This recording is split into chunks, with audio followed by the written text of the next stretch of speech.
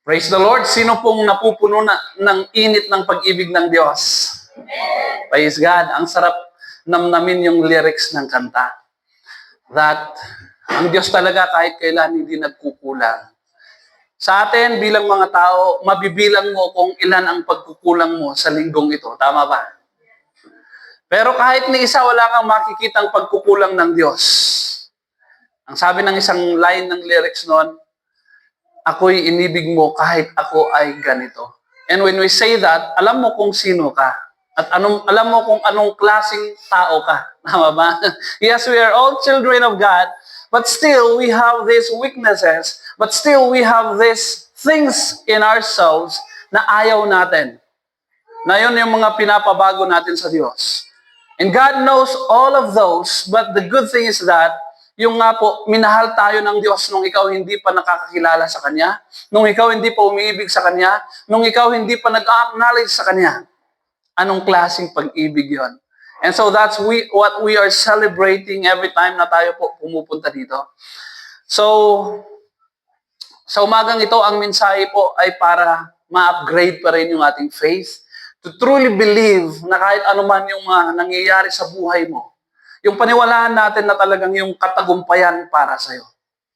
Uulitin ko yung sabi ko nung last Sunday, yes, sometimes we believe that there is God, and that God is powerful, and that He is loving, and that He has a greater plan for everyone, pero minsan hindi natin nakukuhang akuhin na yun ay para sa'yo. And so sana this morning madagdagan yung talagang paano mo pinupersonalize yung mga promises ng Diyos. Kung paano mong pinanghahawakan na para sa'yo yung mga magagandang hangarin ng Diyos. Can we please read a verse from 1 Corinthians 15, chapter 15, verse 56 hanggang 58. The sting of death is sin, and the power of sin is the law. But thanks be to God, He gives us the victory through our Lord Jesus Christ. Therefore, my dear brothers and sisters, stand firm, let nothing move you. Always give yourselves fully to the work of the Lord, because you know that your labor in the Lord is not in vain. Let's pray. Father God, we are so thankful for this morning, that though we are experiencing the typhoon, Lord, Ikaw pa rin ang nagdala sa amin dito. Salamat po, Panginoon, na kahit ganito yung panahon, ramdam namin yung init ng yung pagyakap sa bawat isa sa amin. And I pray that all throughout this lesson, this session, your message, Lord, ay wala pong ma-out of focus, but we will all be so focused on your message, on the message that you want us to receive. So I pray, Holy Spirit, help each and every one of us. Tulungan niyo po ang bawat isa, tulungan niyo din po ako upang maihayag ang mensahe mo para sa bawat isa sa amin. At nang ang pangalan mo ay maluwalhati, madakila sa iglesyang ito. Salamat po, Panginoon. Ito ang aming dalangin sa pangalan ni Jesus. Amen. So the message is entitled From Victory to Victory. Katagumpayan patungo sa mas higit pang katagumpayan. Iyon po ang mensahe ng nabasa nating passage, yung verse na ito. Totoong merong kamatayan, totoong merong kabayaran ng kasalanan, totoong may kamandag ang kamatayan. Ang kamandag niyan ay ang kasalanan. There is no death kung wala sana ang kasalanan, but death came as a result of the sin of man. And so, merong legal basis na ang isang tao makatanggap ng sumpa ng kamatayan dahil yon sa kasalanan, at yung kapangyarihan naman ng kasalanan na yan na magdala ng sumpa ng kamatayan ay dahil yon ay may batas na nagsasabing ganon yung kabayaran ng mga nagagawa nating kasalanan. At totoong lahat tayo nagkasala. Tama ba? At kung meron ditong hindi nagkasala, pumunta po kayo dito para masamba. Pero bawat isa sa atin, we know that we are sinners and we have sinned and we fall short of the glory of God. At totoo ang sinasabi ng salita ng Diyos, that we all, lahat tayo, walang nakakaabot sa kaluwalhatian ng Diyos. And so, yung katotohanan sana yon, it is not to discourage us, but it is to make us realize that I have I have to have the help of God. I need the help of God. I need God in my life. Without Him, hindi ko makakayang gumawa ng mga bagay na kaaya-aya sa kanyang harapan. Thank God for this second verse. Sabi niya, thanks be to God, He gives us the victory through our Lord Jesus Christ.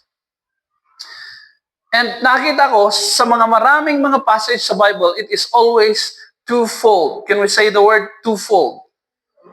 May pangako at meron ding sinasabing instruction dyan. May panuto. Para makuha mo ang pangako, may panuto. Para makuha mo ang promise, may premise. They always go together. At dito rin, inuna yung pangako. Na sinasabi niya dyan, ang katagumpayan binigay na sa atin sa pamamagitan ng ating Panginoong Hesus. Kaya nga, therefore, sabi niyan, kaya, mga kapatid, magpakatatag tayo. Merong rason kung bakit kailangan mong magpakatatag at kung bakit kaya mong magpakatatag.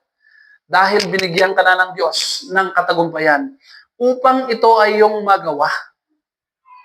Alam ng Diyos na maraming nahihinto sa paglilingkod, sa pagsunod, sa pagpuri.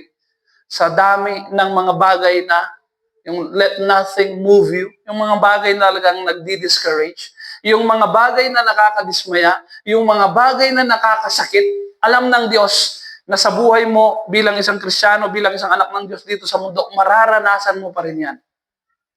But His encouragement is that you have been given victory in Christ, kaya huwag mong hayaang may makadismaya sa'yo. Yes, it was said in Matthew 24 that the love of many will grow cold because of the increase of wickedness. Pero sinasabi rin dito na binigay na sa atin yung katagumpayan. This is really a message to encourage each and every one of us to continue, because it's when we continue that we also continue to experience victory in our life. Ang sabi nga ni Pastor Nonon, yun ang lagi kong naririnig sa kanya, nakaprograma na. Ang pagyaman nakaprograma. Ang pangako ng Diyos nakaprograma. Ang katagumpayan sa buhay ng isang mananampalataya nakaprogram yan. It will surely come in your life if you will just follow the instruction of the program, kung paano pinrograma ng Diyos yan. Kung ito yung gagawin mo, siguradong makukuha mo yan. Because sa dami ng plano ng kaaway na sirain ka, sa dami ng plano ng kaaway na wasakin ang buhay mo, mas mananaig ang plano ng pagdating ng ating Panginoong Hesus, that He came to give you life and to have it more abundantly and to experience it to the full. At naniniwala tayong mas makapangyarihan ang dumating na si Jesus kaysa kung ano man yung kapangyarihan ng dumating na kaaway. Tama po ba? Naniniwala po ba tayo dyan? You have to believe in your heart that truly greater is He that is living in you than he that is in this world. Ilang beses nating nararanasan, halos every day of our life, there are the temptations, the trials, the testings, and the tribulations na walang humpay.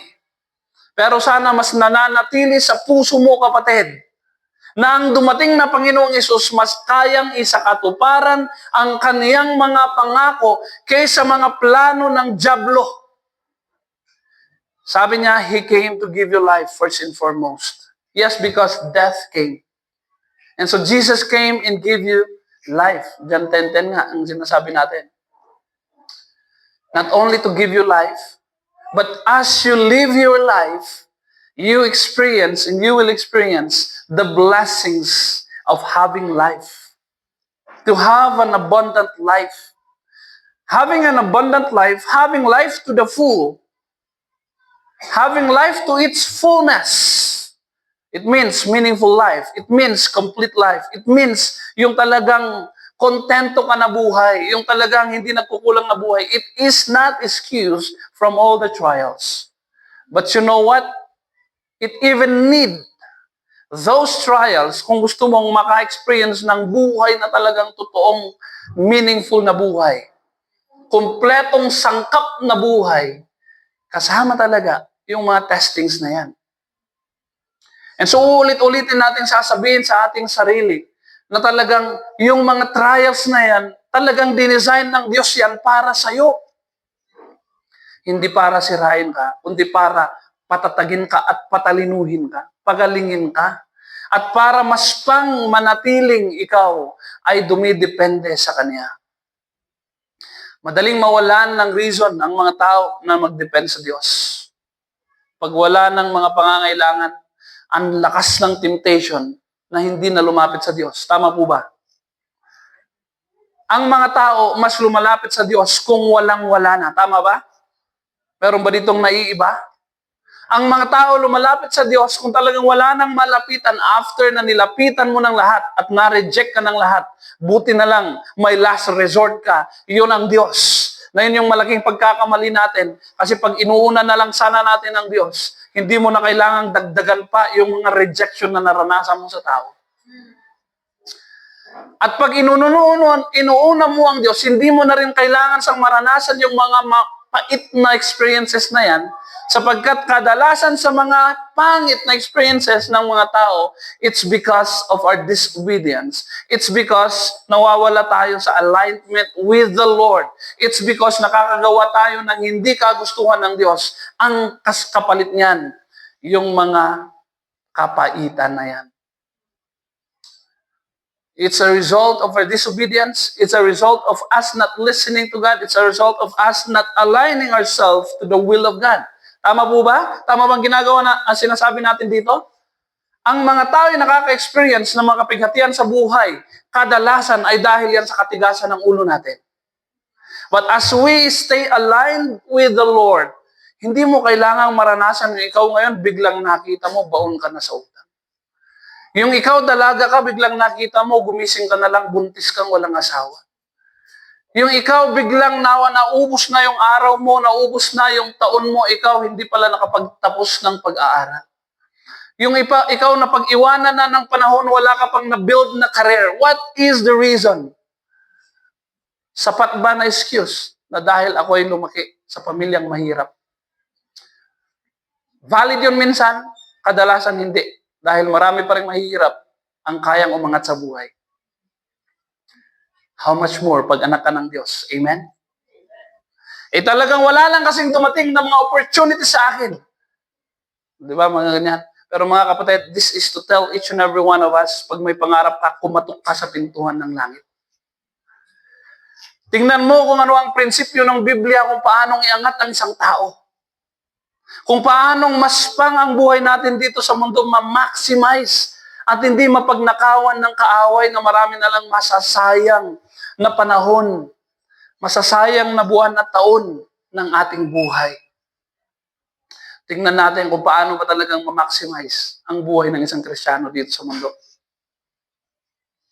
Mga kapatid, sa araw-araw ang daming mga nakaka-discourage. Sana hindi masama yung mukha mo. Kasi parang paggising mo, sino dito at least naman nakaka-encourage yung mukha ng asawa? Sa mga bata, at least ba nakaka-encourage mukha ng mga nanay? Pagpunta mo ng trabaho, nakaka-discourage ang mga nakikita mo. Pagpunta mo ng school, maraming mga discouragement. Pagtingin mo sa sarili mo, isasama mo pa. Di ba? Dahil sa kakulangan natin, sa kung ano, yung sino tayo sa Diyos. Every day, mayroong mga discouragement. That's why we are to truly learn that victory na pinangako sa atin. Inuulit ko, we were given victory so that we can continue to live in victory. And that we can continue to do the things that God asked us to do victoriously. Na magtagumpay tayo sa mga pinapagawa ng Diyos. Yes, it is not easy. Ramdam natin lahat yan. Pero habang nagagawa mo, pa konti-konti, maliit na mga pinapagawa ng Diyos, starting sa pagpipray mo, aba, nagawa mo na. Hanggang dinagdagan mo ang pagdi-devotion mo, aba, nagawa mo na. Merong victory, merong nararamdaman ka talagang celebration dyan. There is this triumph in the inside of you na gusto pang mas magtagumpay pa kasi nakatikim ka ng katagumpayan at nag-cell group ka. Aba, nagawa mo rin. At nang sana, yun yung mga, yung talagang nadadagdagan yung apoy sa puso natin.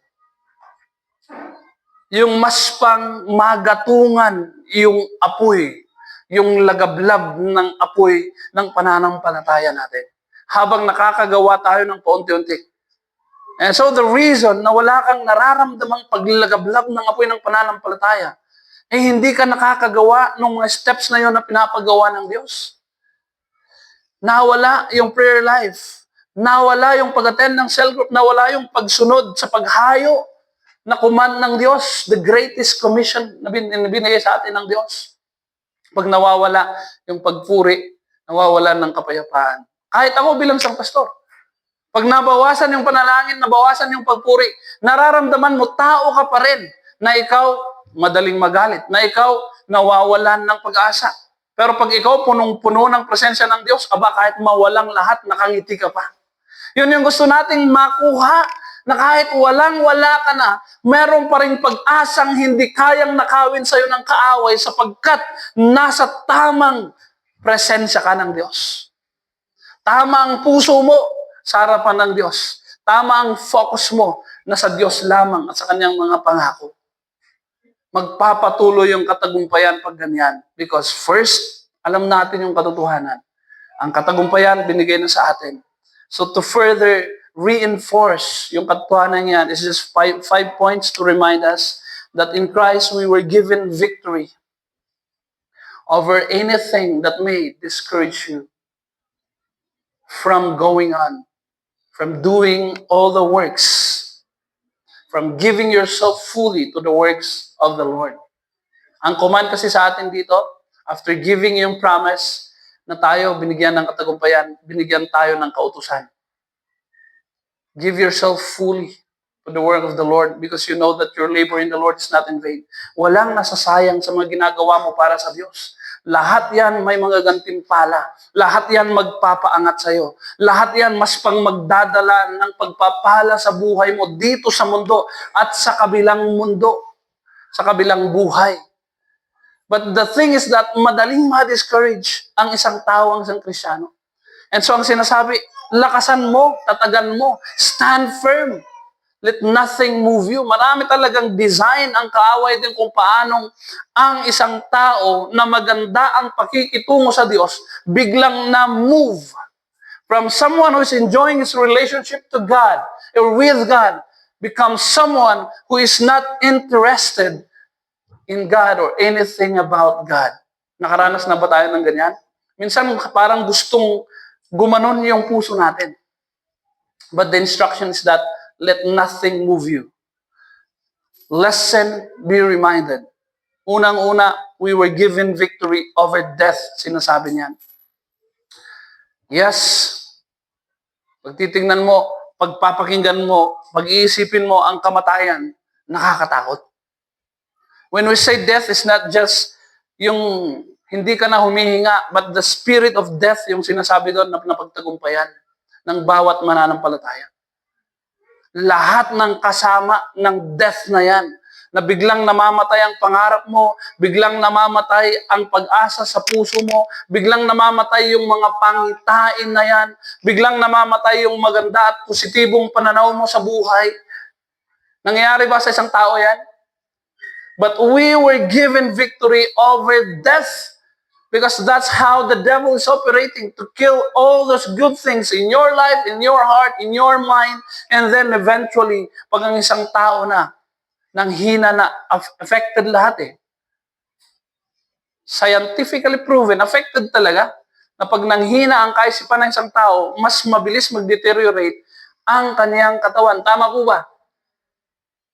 But it's also proven na pag laging maganda, positibo ang pananaw ng isang tao, nakakatulong yan para siya ay maging malusog. We have been given victory over death as we have received Jesus who said, I am the resurrection and the life. The one who believes in me will live even though they die. And whoever lives by believing in me will never die. Do you believe this? If we believe that we have in us Jesus, who is the resurrection in the life, There is no dream that cannot be revived. There is no good intention that cannot be revived. There is no hopelessness that cannot be yung ma-transform, yung ma-revert, yung mabaliktad. Ano man yung mga pangit na nararanasan mo at nararamdaman at naisip mo ngayon mga kapatid, na resulta ng espiritu ng kamatayan, I am declaring right now, palitan ng Diyos yan ng mga magagandang mga bagay. Palitan ng Diyos yan ng mga talagang espiritu ng kabuhayan. Na talagang ikaw, hindi ka nakatuon sa anumang mga parang mga kamatayan na yan.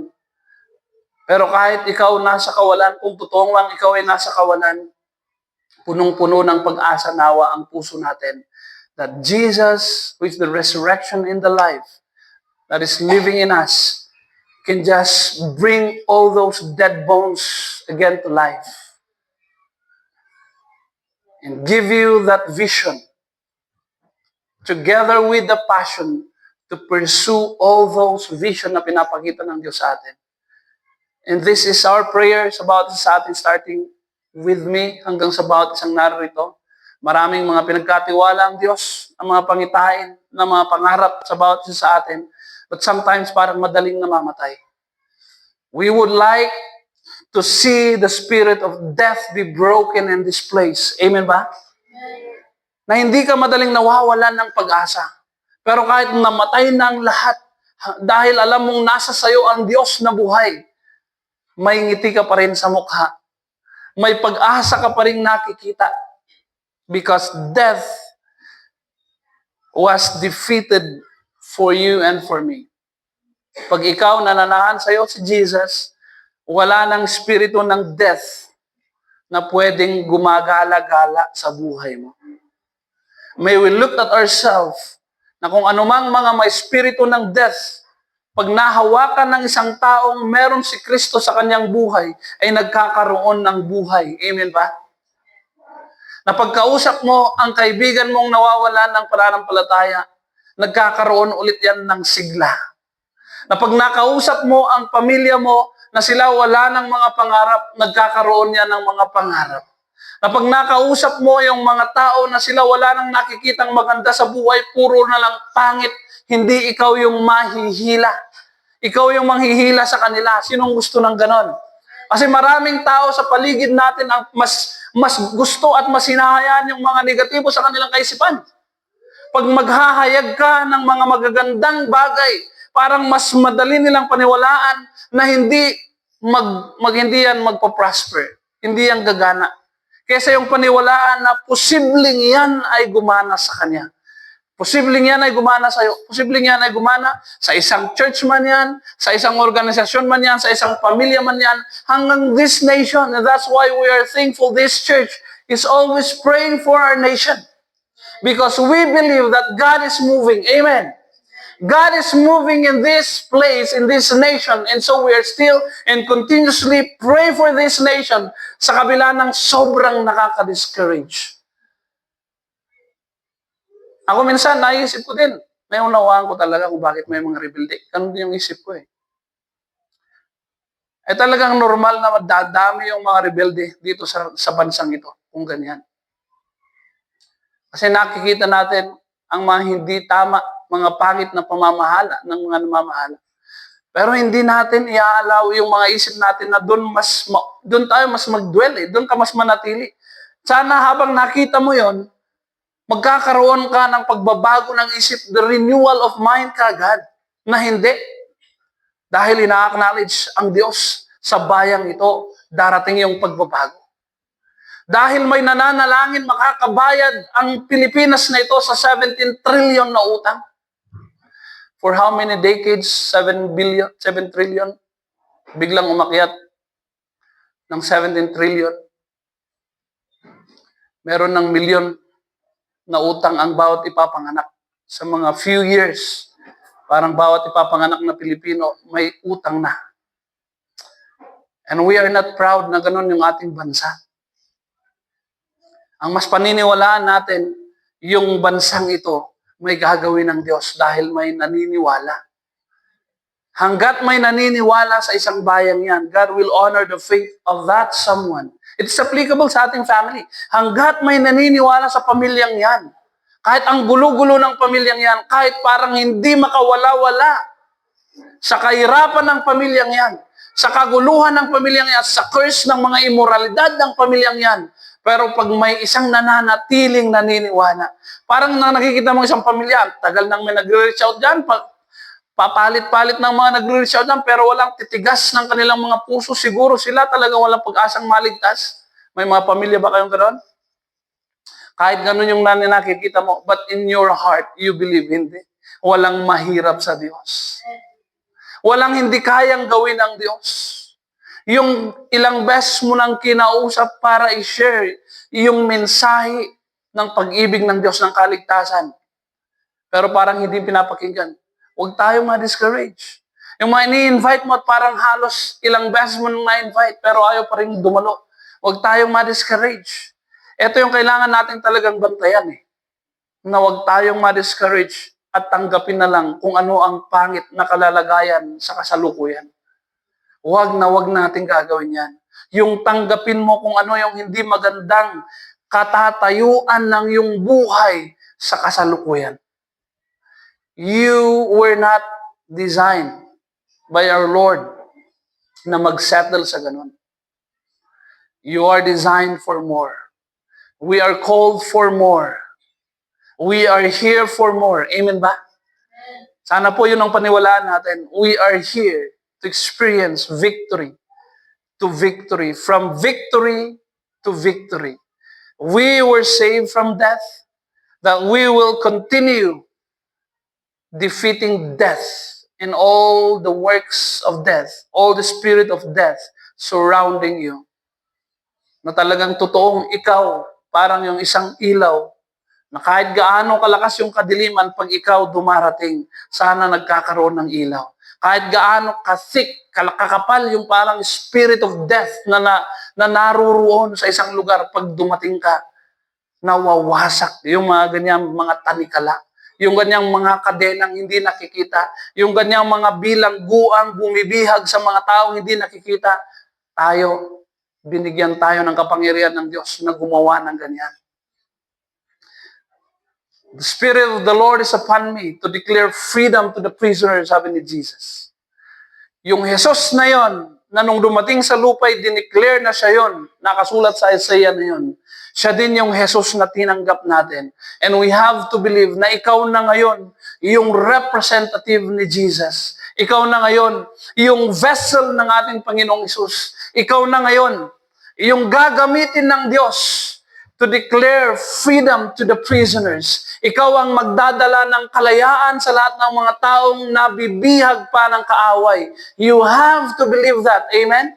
We have to believe that. Sana paniwalaan natin yan. And it will eventually manifest. It will start with our belief. Our belief system, kailangan i-check yan. Tama ba yung belief system ng bawat isa sa atin? Hindi ba yan nababahiran ng pagdadalawang isip at pagdududa? Yan ba'y isang pananampalataya ng nakakatuwa sa Panginoong Hesus na nagdadala ng himala sa mga taong ating nakita na basa sa Biblia? May mga lugar kung saan, mismong lugar pa nga niya, dapat talagang sobrang iniibig ni Jesus yun. And so, siguradong ang puso ni Jesus doon sa lugar na yan ay talagang pagalingin lahat ng mga may sakit doon. Gumawa ng maraming kabutihan doon. Pero siya, sabi niya, hindi siya makagawa ng himala. Sobrang konti yung nagagawa niyang himala at yung kaya niyang gawing himala because he was so amazed with their unbelief. And with every encounter na si Jesus nagbigay ng kagalingan is because he was amazed also with their faith. At ang laging niyang sinasabi, "Daughter, your faith has healed you." It is that faith that truly access the supernatural provision of healing, of deliverance, of the financial breakthrough in our life. It starts with our faith. And so ito yung focus na natin ngayon. Ito yung focus ko sa buhay ko at sa bawat isa sa atin. Hanggang sa may enable ang bawat isa sa atin na makabili ka ng pera dahil ikaw may pananampalataya. Wawasakin natin sa iglesyang ito anuman yung mga pagdududa. When we say makabili ng pera, magkaroon tayo ng kakayahan to tap into the supernatural provision of the Lord. The supernatural provision of that healing, of that deliverance, supernatural provision of that boldness, of that love that will overflow in your heart upang ikaw hahayo din. Kung hindi ka man nakakahayo, ngayon lang yan. Kung hindi ka man nakaka-go sa pinapagawa ng Diyos sa'yo, ngayon lang yan. Can you please tell the person next to you, ngayon lang yan. Next week gagawin ko na. Amen? Dahil naniniwala tayo, when we just focus on just praying to God to increase our faith, then we can also see kung ano yung nakikita ng Diyos sa isang tao. Ako din mismo alam ko sa sarili kung bakit discouraged akong puntahan ng isang tao. Dahil ilang beses ka nang na-discourage sa kanyang ginagawa. And hanggang sa doon sa maging accepted mo na ang taong yan, ganyan talaga yung taong yan. Hanggang sa di mo namamalayan, nawawalan ka na ng compassion. Hanggang sa di mo namamalayan, you don't have the passion for the lost anymore. Sino dito aamin? Amen ba? Hindi mo namamalayan, biglang wala na yon. And that's one mark of a person who is truly has a relationship with Jesus, na ikaw meron ka ring kabigatan para sa kaluluwa ng iba. Huwag nating hayaang mawala yan sa puso natin. Yun isang marka natin eh. Bilang isang totoong mananampalataya, hindi nawawala sa'yo na pag may nakikita kang hindi ligtas, merong kumukurot sa puso mo. Yun yung isang katunayan, the evidence that you are someone who is saved. But of course, yun nga, nangyayari talaga na minsan nawawala yun. Doesn't mean na nawawalang kaligtasan natin. But it is not good that we will lose the fire for the lost. It is good that every moment of our life, kawangis natin si Jesus. Kamukha natin si Jesus. Kapuso natin si Jesus. Kapareho ng isip natin si Jesus towards the lost and towards the people that is in need of the truth that would set them free. You have what they need. You have something that they truly need and that they desperately need. Ano yun? Yung maibahagi mo man lang yung katotohanan. Because without the truth, there is no salvation. Pwede bang magkaroon ng kaligtasan na walang naibabahaging salita ng Diyos? Walang naibabahaging katotohanan? No. It's when you share the Word of God, that alive, that powerful, living Word of God, then, yun yung mag-work sa puso ng isang tao. Yun yung seed na tinatanim natin sa buhay ng mga tao. And so, with that, when we plant, sana punong-puno tayo ng paniniwalang sila'y mababago ng mga salita ng Diyos. That word that you are sharing is truly a living word. And you don't base yung nakikita mo. So kung paano mag-work ang Diyos, hindi mo binabase sa kung ano yung nakikita, parang hindi nakikinig ang taong to.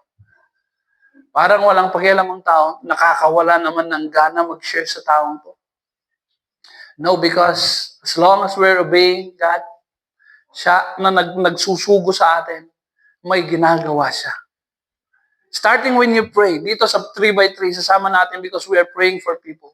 Dito sa paglista mo ng tao, it's really to have faith na may gagawin ng Diyos as you are praying for them. You never know. Hindi mo alam dahil pala sa sinserong panalangin mo. Ang taong to biglang nagkaroon ng conviction sa kanyang kasalanan. Ang taong to na hindi mawala-wala at makawala sa kasalanan ng immoralidad dahil pala sa panalangin mo. Sinamahan mo pa ng katotohanan, biglang nagkaroon ng realization. We were given victory over death. All of the sin na ginagawa ng tao, nagdadala ng kamatayan yan. Na pag hindi naayos, hindi na-address, it will bring them to eternal death. With every person that is spiritually dead. Ikaw, wala ka na doon sa estado na spiritually dead ka. And so we are to share this word, the truth, that would just save them from being spiritually dead. Naniniwala akong mas makapangyarihan ng Diyos na nasa sa atin kaysa sa kung sino mang kumikilos dito sa mundo para lagyang talukbong ang mga kaisipan, ang mga pangunawa at mga mata ng mga hindi naniniwala sa Ebanghelyo. Yes, it is true, nababasa natin sa Bible, that they are being veiled. There's a veil that is covered, that is covering the understanding of those who doesn't want to understand or to receive the gospel. Pero tayo naririto din. Totoong may diablo, totoong may ikaw. Tingnan mo nga kung totoo ka. Starting with that, natotoo ka bang tao? And then, starting and continuing, totoo bang tinanggap mo si Kristo? And then, continue thinking, evaluating, totoo bang nananahan sa'yo ang banal na spirito? At totoo bang ikaw ay tinawag ng Diyos para isugo? At totoo bang ang pagkatawag sa atin really, as the Holy Spirit is living in the inside of us, is to become His instrument for His purpose. Pag ang isang Kristiyano ay nabubuhay dito sa mundo, you are now and no longer living for yourself, but you are now living for the purpose of Him who have called you out of darkness and brought you to the kingdom of light, who have called you from someone who is going to hell, towards hell, to someone who is now towards heaven. Someone who is going or heading towards destruction, towards punishment, to someone who is now heading towards the direction of reward. Tinawag tayo ng Diyos na nagbago ng buhay natin para tulungan yung mga taong nasa kamatayan, nakakaranas ng espiritu ng kamatayan, na sila din mabigyan ng buhay ng Diyos. Pag sila natanggap nila si Jesus na siyang nagsabi, He is the resurrection and the life. And whoever believes in Him shall never die. And may we truly believe that we are not someone, hindi tayong kayang patayin ng diablo. Amen? Huwag tayong matakot sa anumang pananakot ng diablo. They are just empty threats. Walang laman. Kung ano man yung paninindak ng kaaway sa'yo. In the presence of God, they cannot do anything.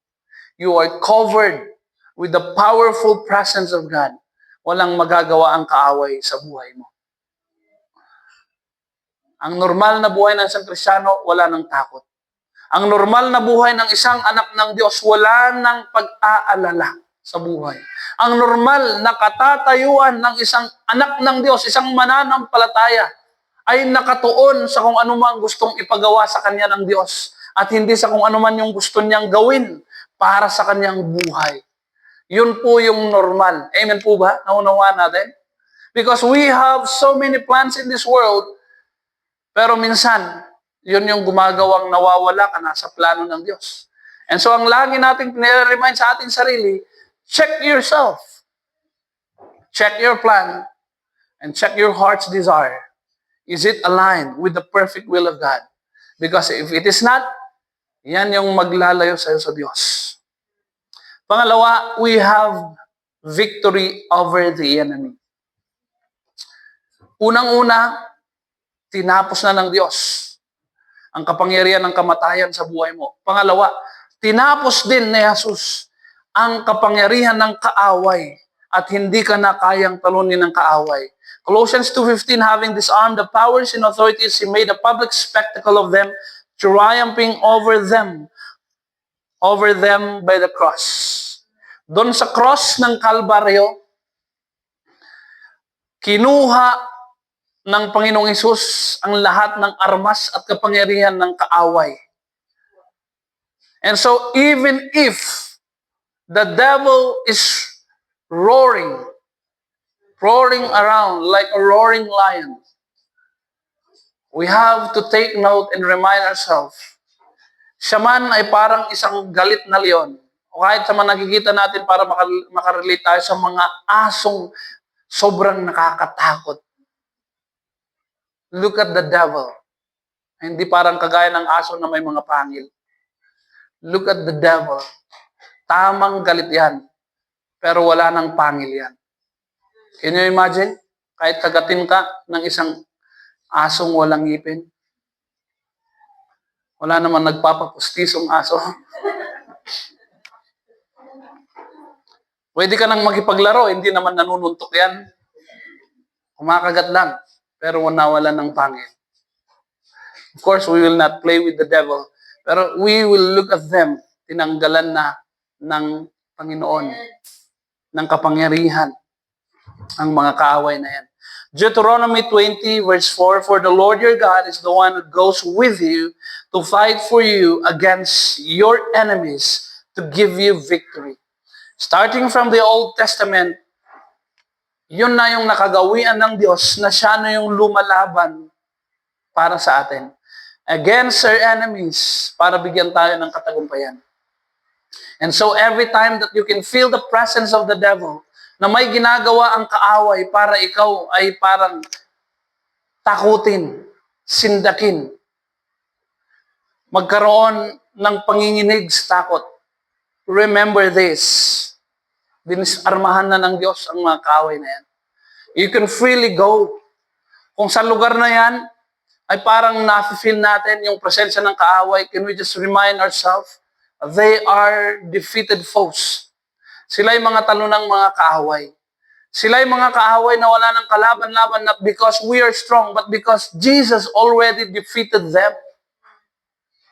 And Jesus is the one who has commanded us to go.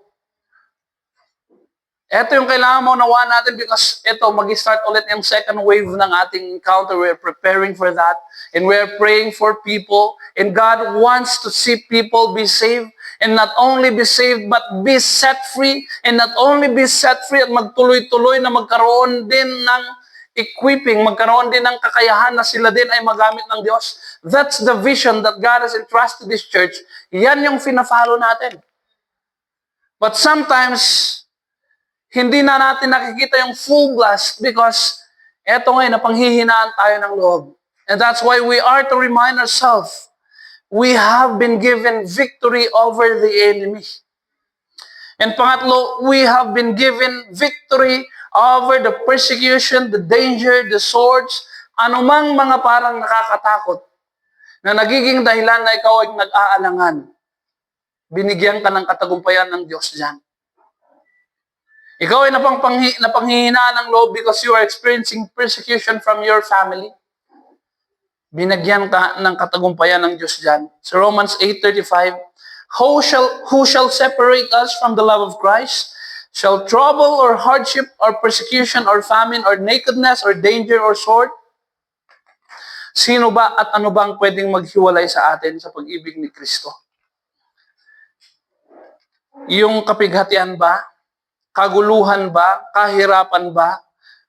Yung mga pagpapahirap ba ng mga tao? Paninira ng mga tao? Yung kagutuman ba? Yung kawalan ba? Yung kung anumang mga delikadong mga pwedeng mangyari? Anong pwedeng maglayo sa atin? Maghiwalay sa atin sa pag-ibig ni Kristo? Sabi niya sa verse 37, "No, in all these things, we are more than conquerors through Him who loved us." Hindi, sa kabila ng lahat ng to, tayo mahigit na mananagumpay. Just hold on. Just stand firm. Keep on. Kahit ano man yung nararanasan mo ngayon. And you will prove na tama nga at totoo. Ikaw ay higit na mananagumpay. We just have to believe that. We just have to hold on to that. At patuloy lang na gawin mong pinapagawa ng Diyos hanggang sa marating mo yung dulo. Tama pala. Totoo pala na mga mananagumpay na tayo. Amen? Maraming mga humihinto, maraming mga napanghihinaan ng loob dahil hindi talaga may iwasan yung persecution. Pero salamat sa Diyos nung mga pinupuntahan natin mga conferences, Ilang persecution bang naranasan nila? Umabot na sa puntong napalayas sa bahay. Umabot na sa puntong naitakwil ng pamilya hanggang sa nung bumaliktad na, sila na yung paborito ng pamilya. Sinong gustong makaranas ng ganon? Nakarinig tayo ng testimony sa Butuan, sa Mindanao. Nakarinig tayo ng testimony sa Bataan. Sana makarinig tayo ng testimony sa Benguet ng ganon. Amen? At sabihin mo, ako siguro yon. Praise God. Nadadami yung ganyang mga testimonies. Because yung nga yung talagang sobrang nagbibigay ng kapurihan sa Diyos, yung mga ganong mga testimony. Pero without those kinds of experiences, dahil sumuko ka sa kalagitnaan ng persecution, how can we now bring glory to God with those kinds of testimonies?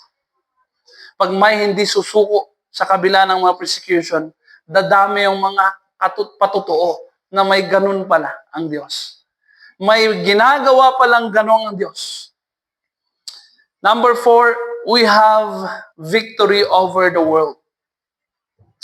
John 16:33, I have told you these things so that in me you may have peace. In this world you will have trouble, but take heart, I have overcome the world. Hindi nangako ang Diyos ng trouble-free life, pero ang pangako ng Diyos, anuman yung mararanasan mo, anak, natapos ko at napagtagumpayan ko na yan. Dadaan ka man sa mga testing, dadaan ka man sa mga temptation, as long as you would always remind yourself that you are in me and I am in you, then you will experience victory over and over and over and over and over again. Makakaranas ka ng maraming mga katagumpayan dito sa mundong ito. At yun yung saya ng buhay natin bilang mga mananampalataya. Na hindi yung hindi ka nakaranas ng mga kapighatian, kundi nakaranas ka ng mga kapighatian, pero na-witness mo, naranasan mo kung paanong ikaw ay niligtas ng Diyos. Nakakaranas tayo ng kawalan ng pera. Nakakaranas tayo ng mga sakit. Nakakaranas tayo ng kaguluhan sa pamilya. Nakakaranas tayo ng mga pasakit galing sa mga ibang tao. Nakakaranas tayo niyan at talagang dinesign ng Diyos na maranasan mo yan. When we say dinesign, inalaw ng Diyos. Hindi ang Diyos yung talagang gumagawa because it's the thief that comes to steal, kill, and destroy. Pero God who is in control and full control of everything, kontrolado niya ang lahat, inaalaw ng Diyos yan. At sana magpasalamat tayo sa Diyos na inaalaw ng Diyos yan. Para mapatunayan natin that in this world, we can experience the victory that God finished, that God has promised us. In this world, you will have trouble. But take heart, I have overcome the world. Dito sa mundo, makakaranas ka talaga niyan. Sino po ayaw nang makaranas ng ganun dito sa mundo? Pwede bang sabihan mo yung katabi? Pwede kang mauna. Kasi dito sa mundo, hindi talaga may iwasan yan. Buti na lang, may pangako ang Diyos na hindi niya tayo iiwan. We would rather have a life full of trouble with God than a life that is trouble-free without God. Ano pong mas prefer niyo mga kapatid? Sa presensya ng Diyos na may kabigatan, may kahirapan, o sa buhay na walang mga kahirapan pero wala doon ang Diyos. Naniniwala ko ang totoong saya nasa presensya pa rin ng Diyos. Ang totoong kapayapaan nasa presensya pa rin ng Diyos. Yung ang sinasabi nila, peace is not the absence of trouble. But it is in the presence of the King of Peace. Nakakaranas tayo bilang mga tao talaga, naguguluhan tayo. Marami tayong mga iniisip. At hindi laging totoo yung pag ikaw sobrang naguguluhan, medyo umalis ka muna. Magbakasyon ka muna, tama, nakakatulong. Pero ako, ina-experience ko, pag ako ba umalis dito, magiging mapayapa. Di ba, naiisip mo pa rin?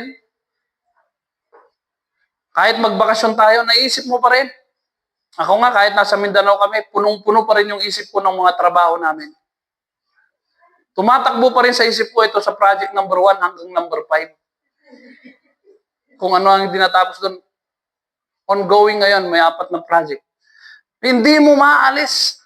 Sa isip mo yung tumatakbo pa rin yung isip mo doon sa mga hindi pa natapos doon. Ay hindi totoo na pag ikaw napagod yung isip mo, lumayo ka. Ang talagang totoo, pag ikaw habang pagod yung isip mo, ay talagang manatili ka lang dyan sa isang sulok. Manalangin ka at magpuri sa Diyos. Doon ako mas naka-experience na ako nagkaroon ng peace. Kasi ikaw magbakasyon ka, tama, lumalangoy ka kasi nasa bakasyon ka, pero maiisip mo pa rin. Hindi mo rin nai-enjoy. Nakakatulong, hindi naman natin nasasabihin walang tulong yung ikaw magbakasyon. Pero ang talagang totoong kapayapaan, totoong kapahingahan, nasa piling ng Diyos. Amen ba? We have victory over this world. For 1 John chapter 5 verse 4, sinasabi niya, for everyone born of God overcomes the world. This is the victory that has overcome the world, even our faith. Who is that overcomes the world? Only the one who believes that Jesus is the Son of God. Praise God.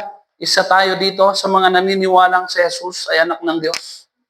Isa tayo sa naniniwalang dumating dito sa mundo ang siyang tao, nagkatawang tao na napagtagumpayan niya ang mundo. The perfect example as a human being. Kasi nagtatanong yung iba kung talagang siya Diyos, bakit kailangan magkatawang tao? Nakakaunawa tayo ang daming mga magagandang reason na siya nagkatawang tao. Na nung sinabi niya to, naniniwala ka kasi siya nagkatawang tao.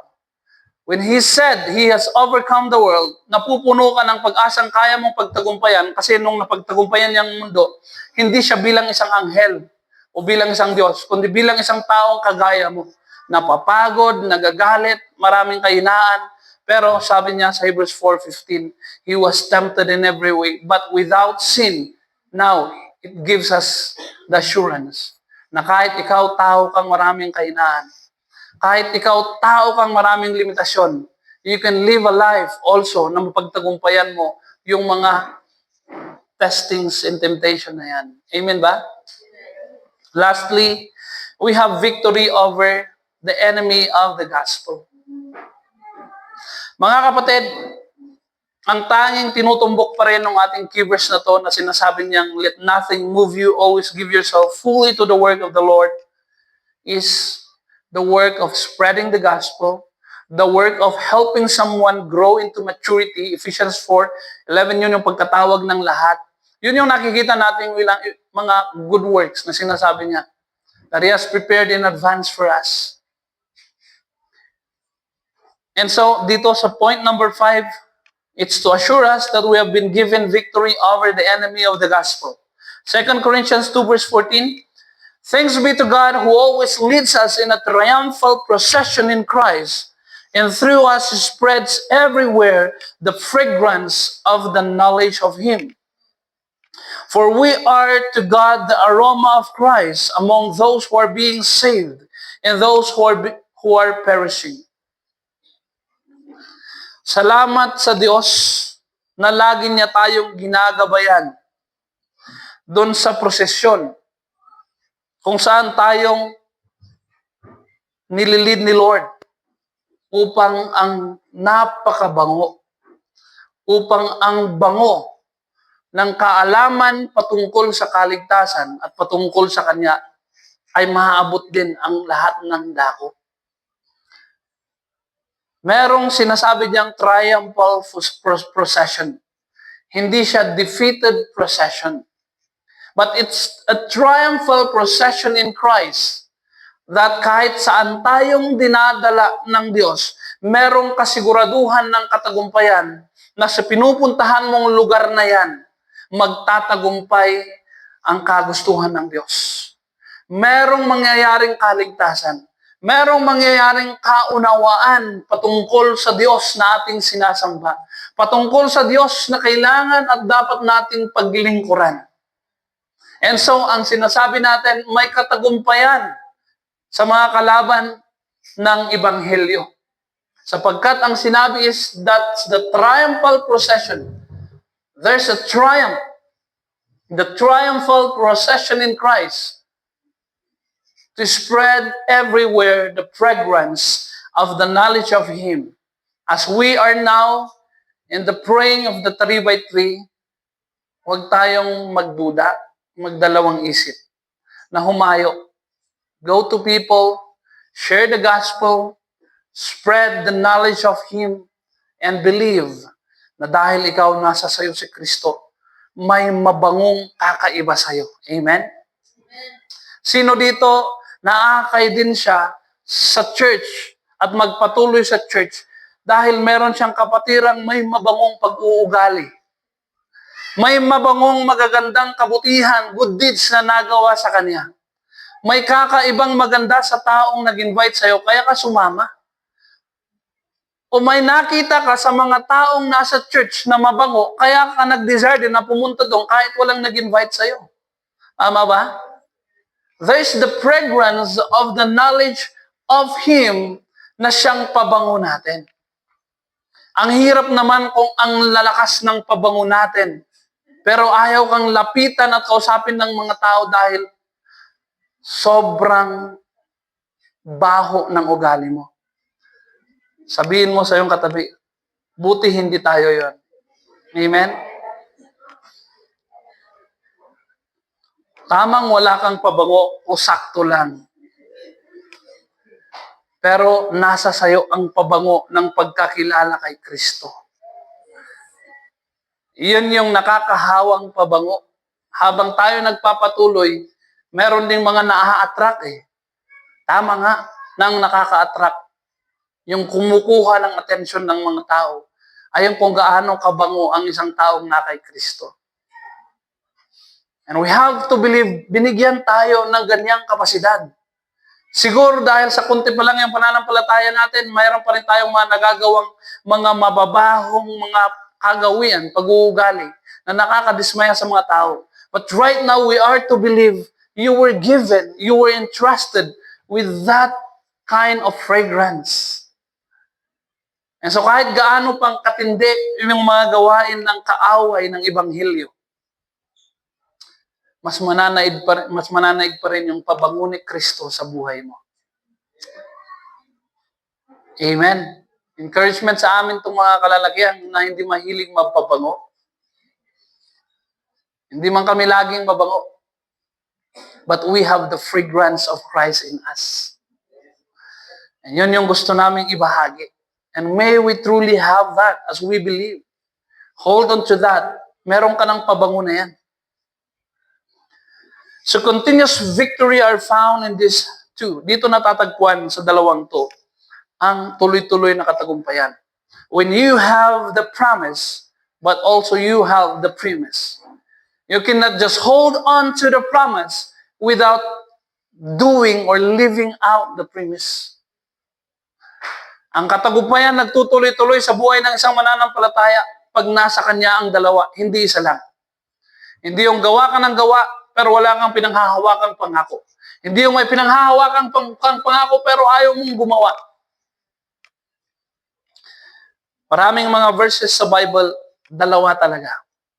Starting with John 15:7, if you remain in me and my words remain in you, ask whatever you wish, and it will be done to you. John 15:16, you did not choose me, but I choose you and appointed you so that you might go and bear fruit that will last, so that whatever you ask in my name, the Father will give you. Etong mga verses na ito, laging dalawa. Ano po yung premise sa John 15:7? If you remain in me and my words remain in you. And promise is, ask whatever you wish and it will be done to you. So verse 16 naman is, that you would go and bear fruit that will last. That's the premise. And the promise, whatever you ask in my name, the Father will give you. Ang titinding mga pangako, that the Father will give us whatever we ask in the name of Jesus. That every wish will be granted kahit pa yung pinakamahirap. Meron ka bang kayang i-wish na hindi kayang gawin ng Diyos? You can just wish all the wish that you can wish. Because He can do more than, immeasurably more than you can, whatever you can wish or you can imagine, or you can ask or you can imagine. But first, nangyayari ba sa'yo yung remaining in me and His words remaining in you? Nangyayari ba sa atin yung bearing fruit and fruit that will last? Binigyan tayo ng prinsipyo ng Diyos kung paanong magkaroon or maka-experience ng answered prayer. Maka-experience ng sinasabi niyang yan, that you can ask in my name and the Father will give you. Binigyan tayo ng prinsipyo ng Diyos. And it's a challenge for us to experience that, to prove that in our life. And also, the promise of being with us always to the very end of the age. Mga kapatid, sa tanang buhay ko, dito ko na-experience sa Matthew chapter 28 din na ito. And all of that, pati dito sa mga success nito. Sa Joshua 1:8, alam na natin yan. Hindi success kagad, hindi prosperity kagad. But if you start with the meditation. Sa Butuan, yun yung sabi niya, puro word sila eh. Because of the word, nagkaroon ng prosperity. Totoo. Because you meditate on the word, and you do the word, and then you will be prosperous and successful. Pero sa akin, yung sinasabi ko kanina sa Matthew 28 na yun, naka-experience ako nang hindi ako naiiwanan ng Diyos. Hindi nawawala yung presensya ng Diyos na nagdadala ng kapayapaan, kagalakan, at kalakasan, even katalinuhan, nung tayo po na-involved. Yes, I experienced the love of God nung ako po'y manampalataya sa Kanya. Pero mga kapatid, hindi mo laging na-experience yan. Ano ang gagawa na lagi mong na-experience sa buhay mo yan? Para hindi sabihin, ganyan talaga yan kasi first time pa lang eh. Kapudpuduto na gamit. Di ba ganyan? Talaga nga kasta iti baro nga Kristiyano, makita mo nga talaga piman de pingat na. Ngam kita mo kadino bungay bayag dayta. Adda nga talaga umay nga panaglamis. Pero hindi sinabi ng Bibliang normal yon. Nangyayari lang talaga sa buhay ng isang Kristiyano yan. Kasi nawawala tayo dito. Nawawala tayo dito sa go and make disciple of all nations, baptizing them in the name of the Father, the Son, the Holy Spirit, teaching them to obey everything I have commanded you. Kasi ang pangako pag ginagawa natin dito, surely I am with you always to the very end of the age.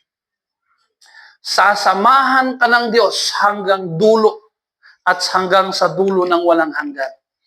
At pag sinasamahan ka ng Diyos, nasa sayo yung presensya ng Diyos na nagdadala ng kagalakan. Nasa sa atin ang presensya ng Diyos na nagdadala ng kapayapaan, ng kalakasan at ng kapangyarihan at ng katalinuhan. Nasa sa atin lahat yan. It's His promise to always. At sinabi pa niya, ano yung sabi niya? Surely. Sigurado ako.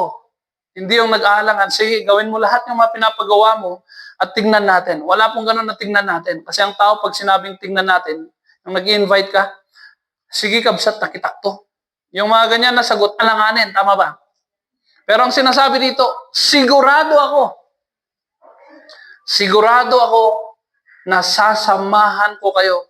Inulit niya, always. Walang paltos, walang oras, walang minuto na hindi mo siya kasama. That I will be with you always, bawat araw, bawat linggo, bawat oras at minuto at segundo, to the very end of the age. I will be with you. Anong purpose na sasamahan ka niya? To empower you, to strengthen you, to give you the courage, to fill your heart with love, to fill your heart with comfort. Kasi marami talaga dito sa mundo ang nakakadismaya. But with the comfort of God, but with the love of God, kahit maraming nakakaubos ng pag-ibig, nagsusupply ang Diyos ng pag-ibig. Kahit parang ang hirap na mapinapagawa ng Diyos, pagkasama mo siya, He supplies the ability. He supplies the strength, the power, the enablement, the empowerment para may nagagawa tayo. Salamat sa Diyos, nakikita ko at na-experience natin, tuloy-tuloy pa rin tayo sa San Gabriel. Salamat sa mga kasama na tuloy-tuloy na kumakapit at sumusunod sa kagustuhan ng Diyos. Nakikita ko kung gaano nakakapagod din talaga.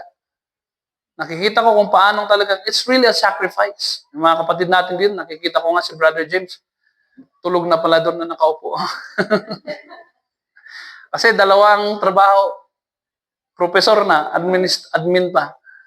Tapos nagtuturo pa dito. At sa mga iba pa, sa mga kapatiran dito, pumupunta pa dito sa home office natin. Kita natin naman talaga, pare-parehong nararamdaman natin yung pagod. Pero ang saya natin, pare-parehong pagod, pero humahayo pa rin. Nakikita pa rin natin, pumupunta pa rin ng San Gabriel.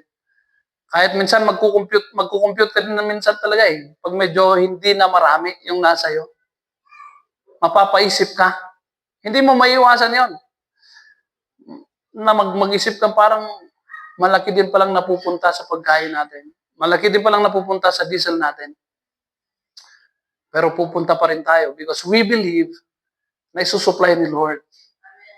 Alam niyo mga kapatid, pag pumupunta kami doon, masasarap yung mga pagkain na kinakain namin. Mga kapatid na pumupunta doon, nagtipid ba tayo? Hindi po, hindi tayo nagtitipid. Busog naman yung mga kasama namin kahapon. Praise God for that.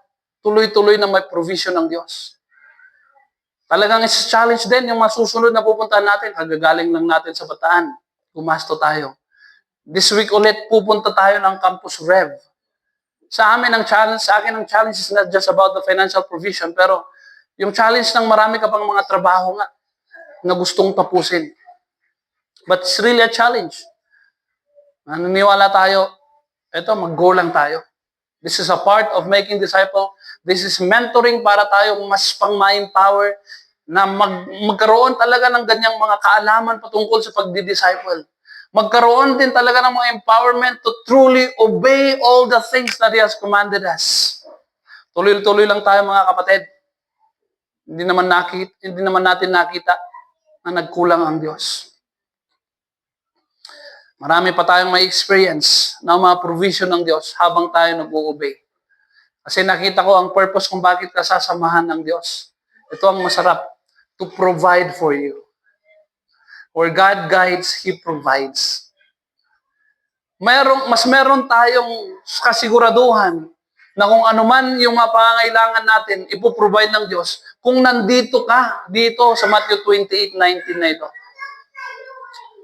Kung ang ginagawa mo ay it's in connection with the Great Commission.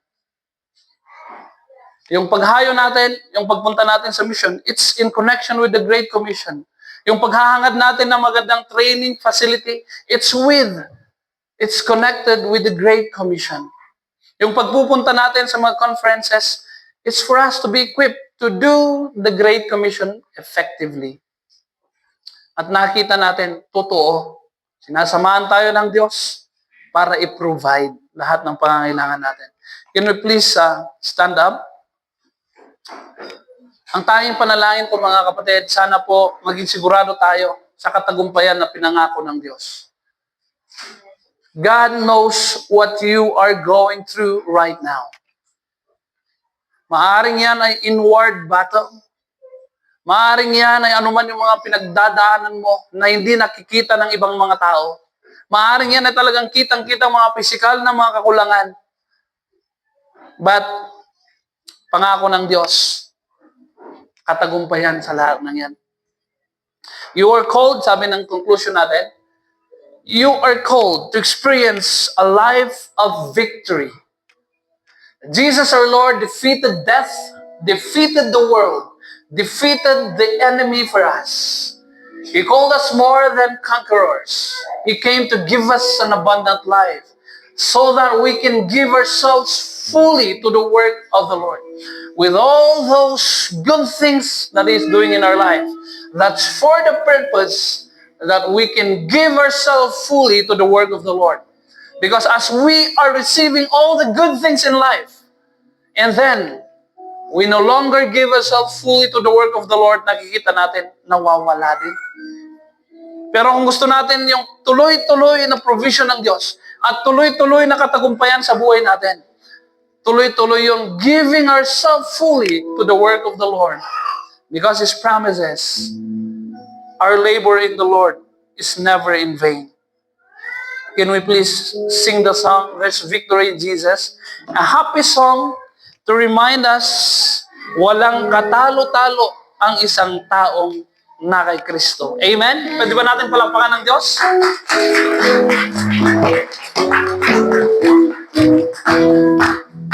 I heard an old story, how He saved the world from glory, how He gave His life on Calvary to save a wretch like me.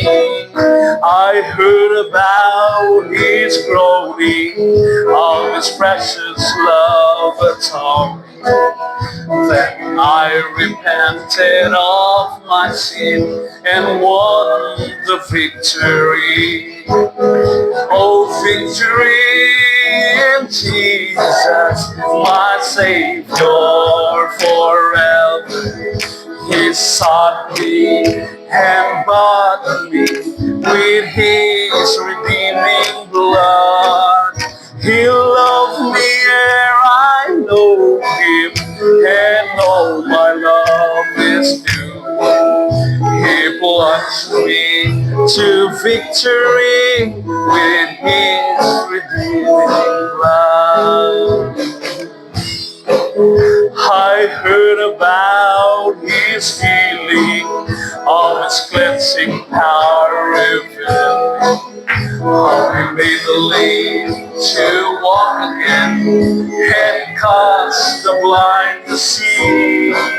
And then I cried, Dear Jesus, come and heal my broken spirit. And somehow Jesus came and brought me the victory. Victory in Jesus. Oh, victory in Jesus, my Savior forever. He sought me and bought me with His redeeming blood. He loved me ere I know Him, and all my love is to Him. He watched me to victory with His cleansing blood. Oh, victory in Jesus, my Savior forever. He sought me and brought me with His redeeming blood. He loved me ere I know Him, and all my love is due. He plunged me to victory beneath the cleansing blood. He plunged me to victory beneath the cleansing blood. Hallelujah, Father God, we are so thankful for this, that through the blood of our Lord Jesus Christ, You have brought us the victory, and that You have set everything for us to live in victory. Salamat po, Ama naming Diyos na nasa langit, na binigay Mo sa amin ng katagumpayan sa kamatayan, sa mundo, sa kaaway, sa kapighatian, sa lahat ng pwedeng maging dahilan na kami ay huminto at mapanghinaan sa aming pagsunod at paglilingkod sa iyo. Panalangin ko po, Panginoon, Ama naming Diyos, na lagi Mo kaming paalalahanan na ginawa Mo na ang lahat upang kami hindi mapanghinaan. Paalalahanan Mo kami, Panginoon, na kami magpatuloy lang at nang kami magpapatuloy din na nararanasan sa aming buhay ang katagumpayan. Ito nga po, Panginoon, ang Iyong plano ang iyong hangarin para sa bawat isang naririto. Na habang kami nabubuhay dito sa mundong ibabaw, ang katagumpayang binigay mo sa amin, ang patuloy naming maranasan. Salamat na ito'y totoo at ito'y para sa bawat isang naririto. Ito ang aming dalangin sa pangalan ni Jesus. Amen. Amen.